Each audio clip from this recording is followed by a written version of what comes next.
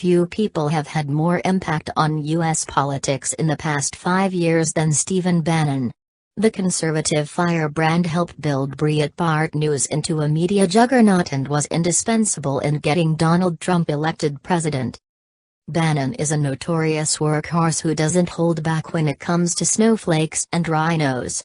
In a new book by Bloomberg's Josh Green, Bannon reportedly unleashed an epic tirade against Paul Ryan after he caught wind of a plot to install the speaker as the 2016 presidential nominee.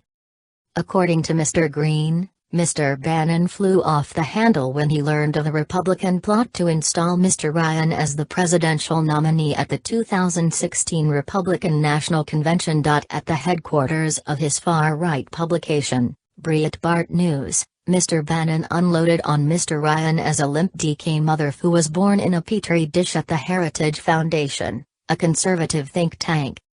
In Devil's Bargain, Steve Bannon, Donald Trump, and the storming of the presidency, Mr. Green argues that the speaker exemplified just the kind of traditional conservative politics Mr. Bannon hoped to upset. A strong supporter of the emerging alt-right, Mr. Bannon threatened to rally their young, far-right forces against Mr. Ryan.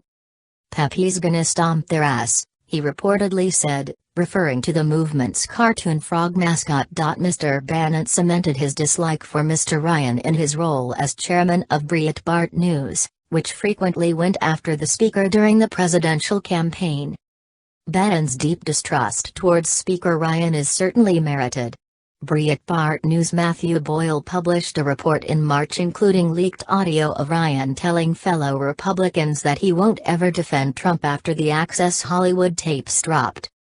"That's why I'm going to spend the rest of this month fighting for Congress, fighting for our majorities," Ryan continued. "I'm going to spend the next 28 days working hard with all of our members to get re-elected because we need a check on Hillary Clinton if Donald Trump and Mike Pence don't win the presidency."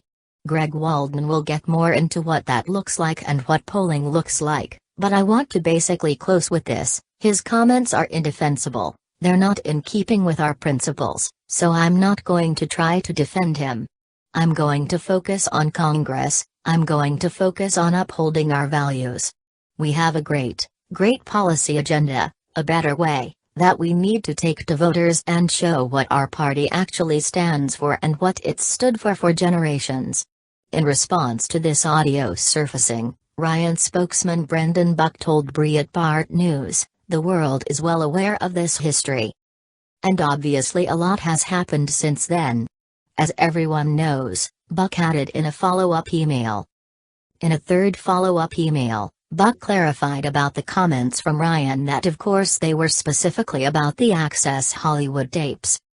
This was in response to that, but as everyone knows, they came together toward the end of the campaign and the speaker vocally supported him and even campaigned with Pence, Buck said.